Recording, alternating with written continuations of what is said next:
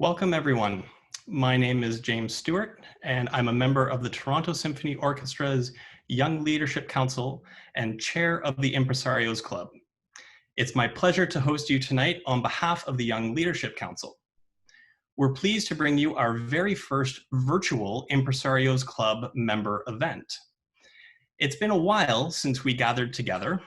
Our last IC event would have been our IC post-concert social all the way back in February. While we miss you all, we're gathering online as we do our part to help keep our community safe.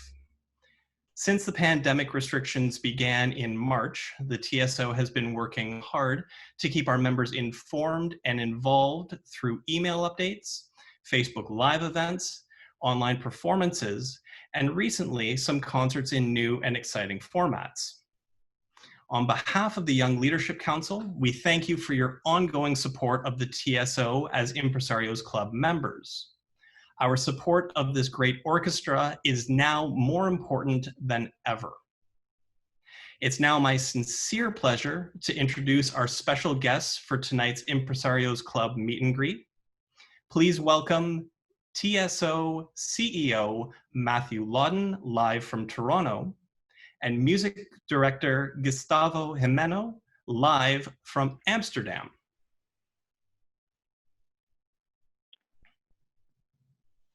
Hello, James. Hello, good evening. Hey, Gustavo, good to see you. We are so delighted.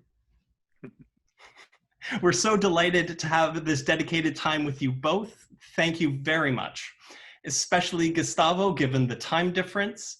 And on behalf of the Young Leadership Council and the Impresarios Club, I'd like to officially welcome Gustavo as the TSO's new music director with a toast. So those of you with a drink, please join me. Yes, I'm ready.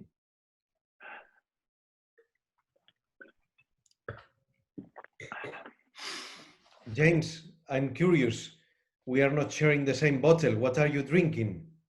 I am drinking a Joel Gott Cabernet Sauvignon from 2017, I believe. Wow. How about yourself? Spanish wine from 100% a typical grape called Tempranillo. So I thought, let's be nationalistic for the wine at least. Excellent. Okay, and I moved from wine directly to a cocktail. It's a gin and tonic. Ah. And it's a significant glass. Indeed. So before we begin with some specific questions submitted by our Impresarios Club members, I was wondering if you both could tell us a bit about how you're doing and how the TSO is doing. Gustavo, maybe we could begin with you. Yeah, well, I am here in Amsterdam with my family. We are doing well, safe, and I must say, in that sense, a lockdown or a pandemic doesn't make a big difference for me in daily life, in the sense of I am behind my desk with scores, books, and most of the day. I had hoped to come to Toronto this month to rehearse and perform with the orchestra, but it wasn't to be, unfortunately. So we are looking into options for next year. But in any case, I am really very motivated and very encouraged to know that there are so many wonderful people like you in Toronto who support the TSO so generously, and that is why we are committed to making music for you in any way that we can. It is, of course, not the season we planned, but we prevail, and everyone around the world has to adapt in some way to these circumstances, professionally, socially, psychologically. I am, as you can imagine, in constant contact with the musicians and staff of the Toronto Symphony Orchestra, and we all realize that we might have to find ways to preserve what is the essence of our lives as individuals. For all of us, is the same feeling, but also as an institution, as an orchestra, which is to make music together, whether with social distance and smaller, bigger groups, shields in between us, but to make music and to share it with our patrons and as many people as possible from the Roy Thompson Hall and also in other locations. and trying to inspire people and making people's life better if possible. That's still our goal, and even under these circumstances, to make music, to share it, and stay connected as much as we can, even in the distance. That's still our goal. Wonderful. And Matthew? Well, in a similar way to Gustavo, I'm here in Toronto. I'm with my family. We're all well and healthy, so on a personal level, that's we're lucky. Professionally, with the Toronto Symphony Orchestra, it has been absolutely extraordinary to be living through this pandemic. And I will say that one of the things that has made it bearable is Gustavo himself, who has been inspirational and plugged in and connected with us, and has really helped to kind of give us all a sense of what's going to be normal once we get on the other side of COVID-19. In particular, it's great to have opportunities like this, where at the very least I can say thank you to the Young Leadership Council and to the Impresarios Club and the entire community, to just show how much we appreciate you appreciating us and sticking with us with not just philanthropic support, but a lot of cheerleading, a lot of encouragement. I get lots of emails from lots of people every day who just want to check in and make sure that the musicians in particular are doing okay, which is wonderful. And the musicians are doing okay, mainly because they're so darn busy. In spite of not being able to do stuff at Roy Thompson Hall the way we usually do, every time we have an event that used to be familiar, like our opening night concerts or even just our annual general meeting, it's all been put online, and so everything's new. You have to figure out not just the new technology, but new ways of talking to each other and new ways of presenting information, new ways of sharing things. And then when you do that with the music and the art itself, it's a whole nother layer of complexity. So it's meant that we've been doing a lot of new that way. We had a new location a couple of weeks ago for a live music performance at the City View Drive-In, which we were super proud of. We had two fantastic concerts there for a couple hundred cars, and it's a pretty unique thing to hear applause from honking horns rather than clapping hands. And there's moments like that I think that we continue to be really excited about, because we know that there's places for us and people are hungry for the live music experience. And then finally, I would say this has been a moment for real partnerships, a real development of reaching out to the community in incredibly diverse ways, from the performances at the AGO and the Aga Khan Museum to a new partnership with the YMCA that's working on everything from providing musical experiences for new Canadian immigrants, to working with isolated seniors, working with LGBTQ communities, and there's just I think a creative hunger that the organization is trying to fill as much as we possibly can. So that's how we're doing. Oh, fantastic. Well, thank you both very much for sharing, and it sounds incredibly inspirational and uplifting. So I have some questions prepared on behalf of the Impresarios Club. As a community of arts enthusiasts based in Toronto, our Impresarios Club members are curious to learn more about the differences between European and North American orchestras and audiences. And specifically, we're wondering about the ways in which young people engage with orchestras and classical music in Europe. Are young patrons groups like ours common? So, a sentence I said before, and Matthew knows this, orchestras, I always say, are all very similar, but all quite different at the same time. This paradox, depending on the context, history, tradition of the orchestra, the city, etc., a number of factors which influence this. I don't usually like to generalize or make any clear division between European and American orchestras. Also because, let's take a couple of examples in America. Orchestras which I know, the New York Philharmonic functions in a way and sounds so very different than the Cleveland Orchestra or the Philadelphia Orchestra. In Europe, I mean, it's still a big territory. I can assure you things are very different in Paris than in Munich or Berlin. So to draw this line between America and Europe, sometimes we search for those differences and we generalize, which are not completely true. Actually, every orchestra has own personality, also in the music making, but also in the way it's functioning, and also very much dependent on the context of a city and the history. I might only dare generalizing in two aspects. One is something I noticed already for a few years, every time I conduct in a North American orchestra, is that most of orchestras in America, I experience them as very professional and very focused in the working process, which does not mean that isn't the case in Europe, but it's more dependent, can be also more laid back or more relaxed.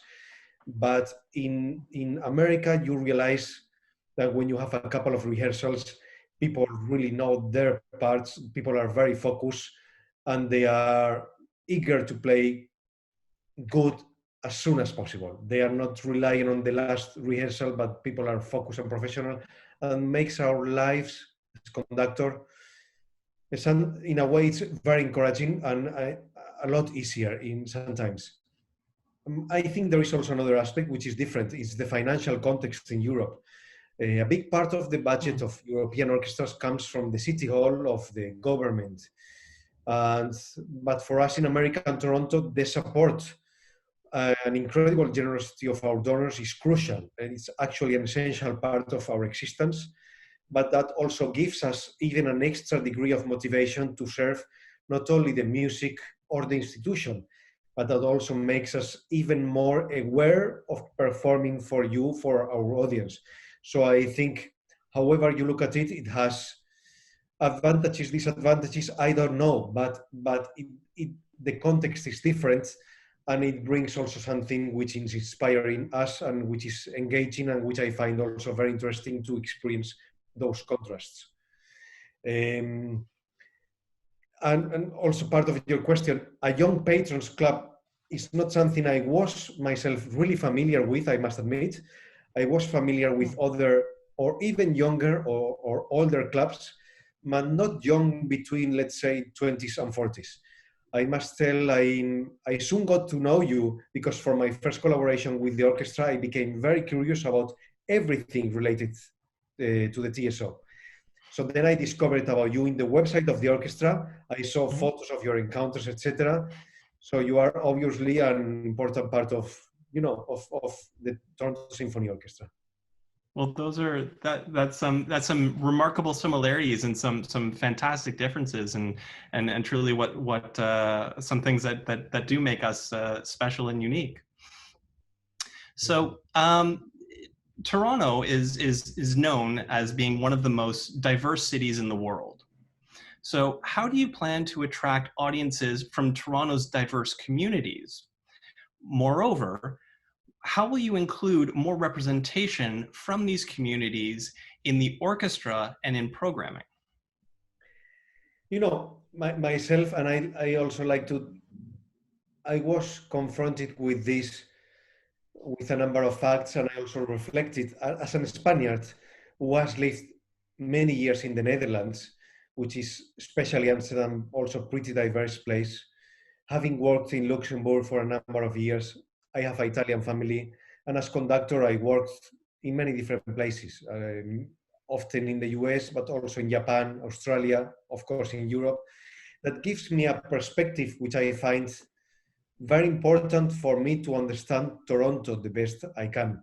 So technically, I say I am on my way to become a Torontonian, having all those many influences. And the diversity obviously interests me and influences me and influences our way of thinking and programming. Even if playing the most popular orchestral repertoire is the core of most of orchestras in the world, I am very proud of the variety of our activities, with many educational activities and concerts, the diversity of styles we present, including pops or cinema, performing new compositions by Canadian composers of very different backgrounds. So obviously we want and we aim to represent our city and the society we live in, and that obviously includes highlighting many different voices. And we aim to perform not only in the Roy Thompson Hall, but also in different locations and to reach out, especially under these circumstances. In a way, you might even say that the pandemic is making us even more flexible and creative. Our activities somewhere else than at Roy Thompson Hall, and also with different formations, smaller groups, doing a lot of chamber music, is something which we would like to keep on developing also in the future. Wonderful. Well, it sounds like you have all the component parts from all your travels of being a Torontonian, and now they're all coming together. I hope, but also something important to know, we have many interests, not only as institution, but as artists. We have many interests and many things we would like to cover, but that takes hard work, and we are ready to do that. That takes time. Also, let's not underestimate, we need time, and time is crucial, but we need the time, and that therefore we need to be patient, but we are definitely very motivated, and we need the time to develop in the next years. Yeah. Matthew, is there anything you'd like to add to that?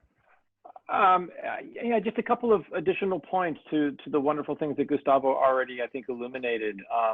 James, you yourself know that I think it was a year and a half ago that we came and had a series of conversations with the Young Leadership Council about our strategic planning process, and what we were trying to do through various stakeholder conversations to position the TSO for the next 5 years for Gustavo's first reign. And one of the things that was immediately clear in those conversations was that we wanted to make sure that we had a different kind of relationship with our community, so that we could build not just value in a different way for the Toronto Symphony Orchestra beyond incredible music making, but that we could contribute, that we could be of service to various places and find ways to connect.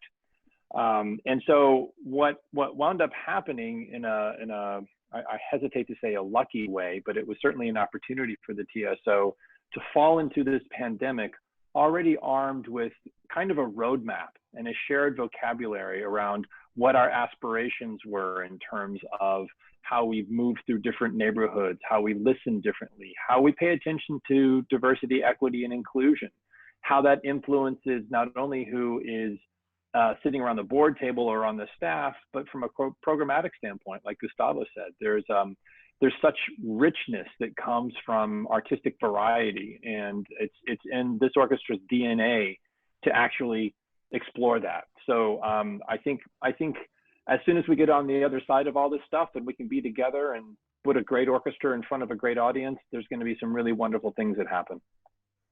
Yeah, absolutely, and like Gustavo had said, a large part of it does come down to time, and with everything, that strategic plan that you'd mentioned, Matthew, that the entire symphony has certainly been making the most of it. So Gustavo, we're all excited to see what you select for TSO audiences in the coming seasons, and we hope it includes more world music. And specifically Spanish music. Do you have any plans to get any more Spanish music into the mix? Do you plan to expand the TSO repertoire around the globe, so to speak? Yes, and as some of you might remember, one of our plans for January was a all Spanish-based program, which included, and I am interested, of course, about the most popular pieces and tunes created in Spain. We had programmed Concierto de Aranjuez with a guitar solo, but also music by Manuel de Falla, but also music by living composers, but also by the perception of Spain through the eyes of composers from other origins, like Ravel or like Strauss. So yes, definitely, but we will try to find the right moment to do that, to bring Spanish music from different periods. That should be qualitative music, of course, as we always try to achieve great quality, but not necessarily, like I said, made by Spanish composers, but also the perception of Spain by other composers, even if they are not Spanish, but not even only Spanish. I think there are parts of the repertoire which are masterpieces. Take the Second Viennese School, Schoenberg, Webern, Berg. Take French composers of the 20th century like Dutilleux or Messiaen, or Lutosławski, Polish. You know, there are lots of repertoire. I'm personally very curious. I think there are lots of ways we can challenge ourselves, the musicians, and to challenge also our audiences. And we just simply need to find the right timing and the right combination for that. But there are the interests and the amount of pieces and composers we would like to highlight, including the Spanish in the next years, would be many. Wonderful. Okay. So I think we have some time for, we asked for some live questions to ask of Gimeno, of Gustavo, pardon me. And I see that we have 4 here. Unfortunately, technology seems to be at odds with me at the moment, and I cannot have here, the questions have just come up. Including someone Okay. appreciating the gin and tonic by Matthew. I'm reading.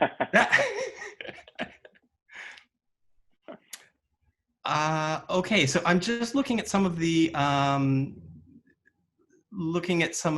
questions that have come in.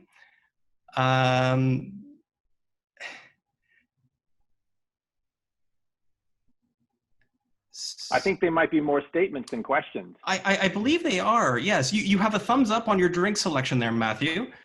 Hey, well, you know, I think it's important to point out what matters in life. Indeed, indeed. Oh, here we are. So this is from Alicia. And so she thanks you for taking the time to speak with us. And she is a singer and was wondering about your thoughts on programming symphonic choral music. Not only symphonic, as I hear choral and I think of singers, I think immediately also from my analytic mind and from my analytic point of view, as music director and head of programming, I think of the difficulties of the pandemic, I must say. I mean, I would also love to do big symphonies like Mahler with lots of people on stage sitting next to each other.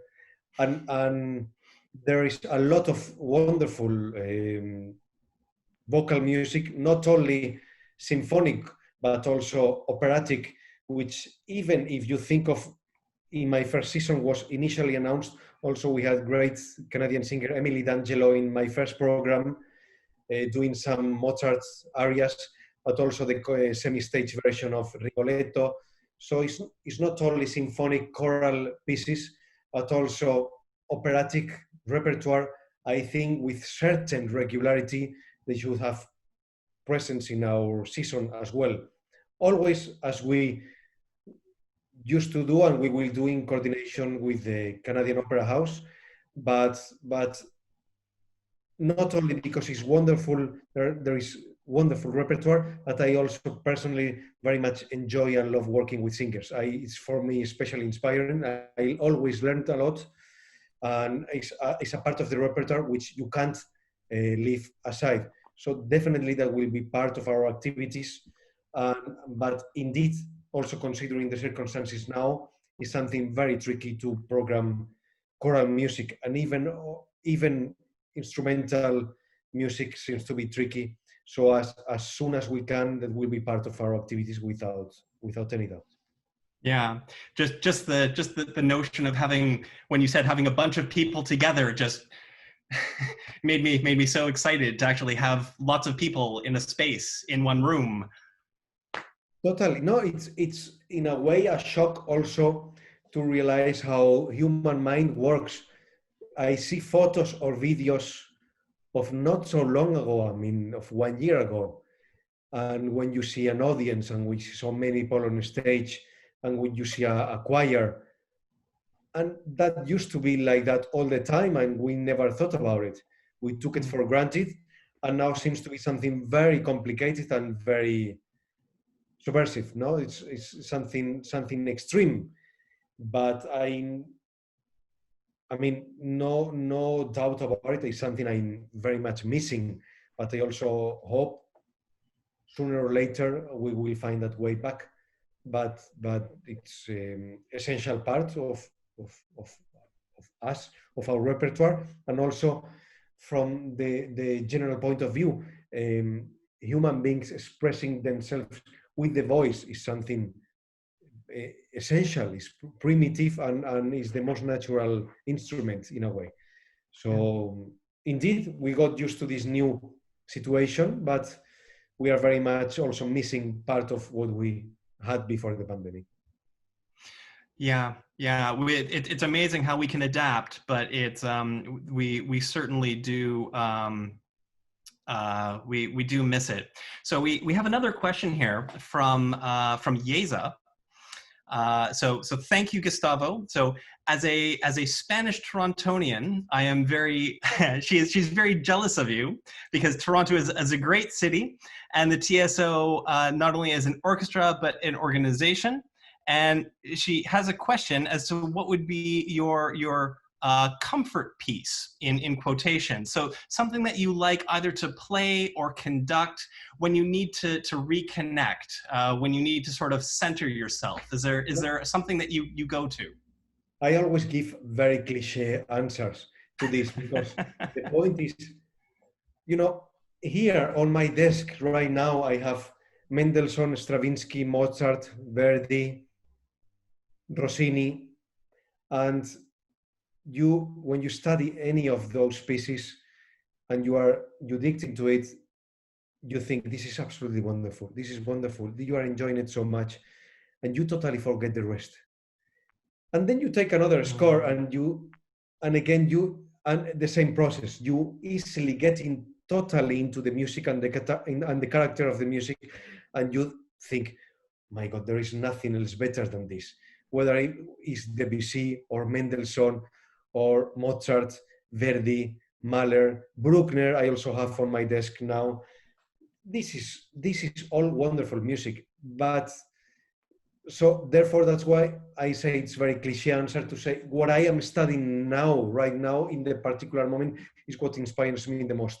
On the other hand, I must admit, coming back to the question by Yaisa, I must admit that if you take my first program of the season, which was originally announced, it was programmed a Mahler symphony. It's a symphony I heard when I was a child. Somehow our memories of childhood play a very important role in your mind. I wouldn't say comfort, because music making, it's always happens in the moment. So you never know what's going to happen, and you can't never rely on.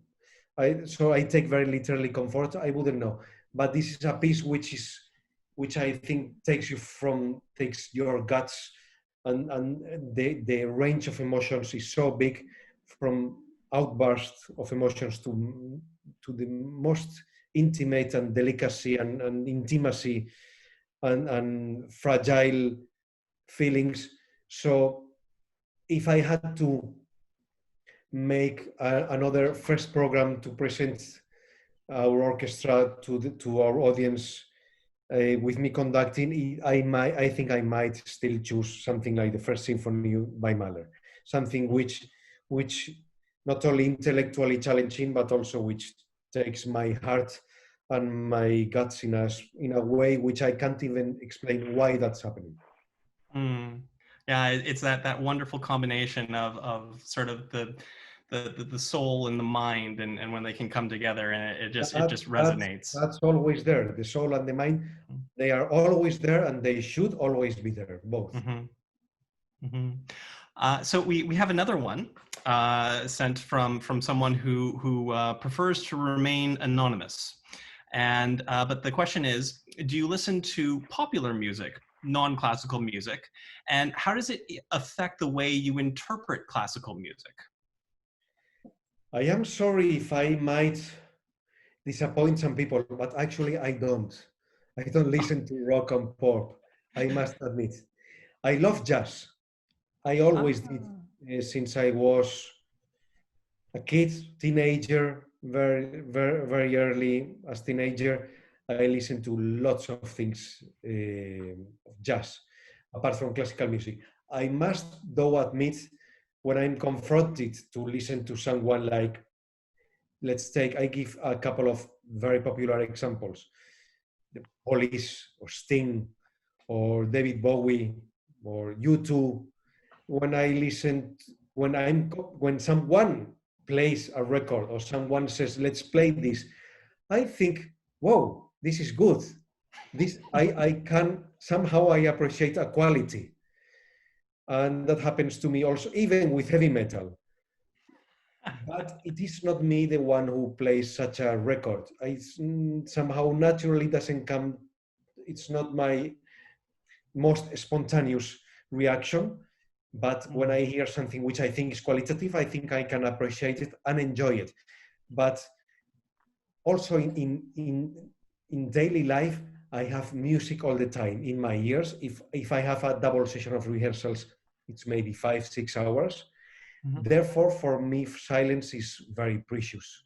So I don't easily play music. Okay. Silence, which is also, by the way, very difficult to get in this world. Silence, something, Yes. because whether you go to restaurants or bars, there is or even an elevator, there is music, whether you like it or not. So I realize I don't actually play myself often music, not even classical. I mean, but I do study so many scores at the same time, so I'm listening to classical music often. Yeah. Well, another time I would love to hear more about your jazz influences and how those We can have affect a you. long conversation about it, because jazz, I am totally into it. This is something I became very passionate about, and I think I do know quite a lot of what happened in the jazz history. Mhm. Wonderful. Well, we look forward to that. I have another question here, and it's I think it's a question that Gustavo and both Matthew could maybe speak to. So again, from someone who prefers to remain anonymous, but what is the TSO's plan for live streaming or building an archive of concert or video? It seems the TSO was quiet online to engage audience compared with other orchestras during the pandemic with streaming or recorded concerts. So and again, it's everyone is approaching this differently, but maybe Gustavo or Matthew, if you'd like to speak to that, as to, I know the TSO has done some work in this area, and if there might be some further plans in the works. Sure, I can start, Gustavo, if that's okay. I would suggest that we were far from quiet online, in particular. In the early days of the pandemic, the musicians themselves were deeply creative and pushed out all kinds of fantastic content. We have 8 programs that we're capturing on demand. And, you know, for us, it's a very calculated kind of strategic consideration for the TSO. We have learned a lot from all the data that is out there about how effective long form concerts of symphony orchestras are when you're looking at it on a computer screen, and how many people actually engage with you. And there's some orchestras who have had a long history and an infrastructure built around doing regular live streaming. We just don't have that infrastructure in place as an organization. And you're right, we did want to spend our time connecting in partnerships with people and with the community one-on-one and as live as possible. We have a wonderful TSO Symphony channel on YouTube. So there's all kinds of archival recordings that are there that are essentially free. But we wanted to make sure that as Gustavo is moving into his the first year of his music directorship, that the programs that he's curating and the programs he's participating in himself actually are monetized. And so there's, you know, you buy a ticket if you want to see it, because it's a habit we all need to stay in. And a lot of what you're seeing online right now is organizations who can't perform live. And so they throw out whatever content they happen to have, and it might be 4, 5, 6 years old. And we're trying to look forward with Gustavo. We're trying to position ourselves and say, you know what, this is some new, incredible, wonderful stuff that we're doing. And we'd rather have quality than quantity. So that's sort of some of the philosophy that's helped to kind of position us the way that we are online right now. And James, let me add, however you look at it, no one orchestra in the world is happy right now. No one. Yeah. No one orchestra, no one artist right now is happy. We are all in an unknown situation. We are all dealing, I mean, even take myself as an example right now. I have something scheduled for in 2 weeks' time, a concert, but I will hear on Monday if it goes on or not. So the level of flexibility and acceptance of the situation, it's plays an important role. I was in Luxembourg a couple of weeks ago, and we were doing Beethoven piano concertos with Christian Zimmermann, and we had a meeting, and the musician's representative said, you know, we feel we are doing too little. And I thought it was very funny, because I said, listen, we are playing two piano concertos with Christian Zimmermann. We are doing music by Alban Berg tonight. We have 600 people in the audience. Yesterday we had a concert, we had 700 people in the audience. Some people, some orchestras would kill to have this situation. And that proved to me that no one of us is really in a place where we would like to be. We are all suffering of what's missing. So it's not easy to put into balance what can we do, what can we offer, which is still faithful to our philosophy and to the quality we expect and to what we need as human beings and as an institution, and to put all these aspects in perspective and in balance. It's tricky. It requires from every individual and also from the collective, it requires an effort which we never were confronted with. So I'm also daily living, you know, I mean, trying to understand what's going on. So in the same way, like Matthew said, it's not only about bringing as much content as possible, but trying to do things which feel right to you and to what you think it should be right also for the time being and for the future. Yeah, yeah. Okay, well, no, thank you for both for speaking to that. I think we have a little bit of time for a few more here. So another one. In addition to the classical canon, many of us are interested in contemporary compositions. What trends do you see these days? Are there any current trends or composers whose works excite you, and why? Good question, and impossible to answer in a way. You realize that in the middle of the 20th century, especially if you take the second Viennese school, the beginning of the century, of the 20th century, let's take Schoenberg, Berg, Webern, you realize there wasn't anymore a way of expressing ourselves.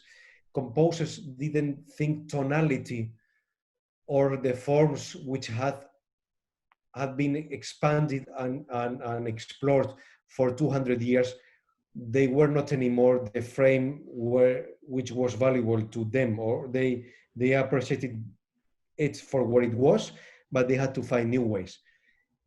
So in a way, you push tonality to the extremes, starting with Wagner, actually Mahler, Bruckner, and then you get to the 12-tone system with second Viennese school.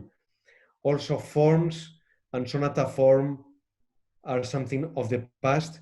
Then you realize that even Stravinsky, who is a composer who mastered everything he did in life and who went through different periods, even he went through this, let's call it, dodecaphonist, no, the period, 12-tone system. You realize we were looking for a big part of the 20th century for complexity, in a way, looking for new ways of expressing ourselves. When complexity gets far, then like a reaction to that, which happened also before in the history, you realize also for the practicality and for the sake of realizing the ideas which are in the mind of a composer, you search for a qualitative content, but without not necessarily going through complexity. So after we had also Boulez, Stockhausen, Ligeti, etc., you realize, and that's, I think, I'm speaking very generally because there are also nationalistic composers who are, in the end, everyone nowadays is influenced by people like Ligeti or Stravinsky. Still nowadays, it is clear. Still the influence of the greatest composer of the 20th century, Bartok, Stravinsky, Ligeti, is there. But you realize if you can generalize, especially composing for orchestras and symphonic repertoire, you realize that composers look for to simplify things, to make it more viable, to make it more working, more practical, still finding depth of content, but not necessarily through complexity. So I think that's the place of the history where we are. I think orchestras everywhere in the world are being very generous towards new compositions, more than we were maybe 30, 40 years ago. I think we are all very eager and very curious and very much willing to bring forward and to willing to give life to different compositions in many different countries. But I think, generally speaking, we are searching for a kind of, at least avoiding extreme complexity, which can make things also practical, but still depth in content. And somehow you also need the perspective and the time to look back and to see what's remaining and what's the next step. So we are part of a process which we are ourselves also discovering, and only a few years we realize of where we are. I am, however, already in my short time in Toronto, I realized, and that's a pleasant thing, that we bring back pieces which have been composed for the TSO, which have been premiered in America by the TSO. And that's a gratifying thing, to realize not only a new composition has been premiered, but we believed in it and we keep on playing it. So that's also, you see, you need the perspective of the time to also to value some new musical compositions. So the most important part of it is to be part of it, to be part of the creative experience, and which is something which is part of the DNA of the orchestra, and is something the musicians of the TSO and myself very much enjoy, and will continue this way. Yeah. Well, and that actually is a perfect segue to our last question here. Being part of the experience and being part of this wonderful institution, our last question for both of you, as all of the Impresarios Club and the Young Leadership Club, the Young Leadership Council members are very much a part of this. How can the Young Leadership Council and Impresarios Club support you in your work as leaders? I think it's very important showing and daring showing and sharing our passion for music, for arts, engaging with artists, and also showing our appreciation and engaging with others who love arts. I think music and arts in general should ideally be not something separate from us, but I actually think completely the opposite. Ideally, should be part of our daily life and an essential part of our existence to, to nourish our souls, intellects, our spirits, and as part of something which helps us to reflect and which makes us better as human beings. So I think the basic answer which I can give, it should be part of our lives daily, not something you need to think of, but it should be part of our daily existence. And we should be able to share it with others, whether artists or no artists, but we should share it with other human beings.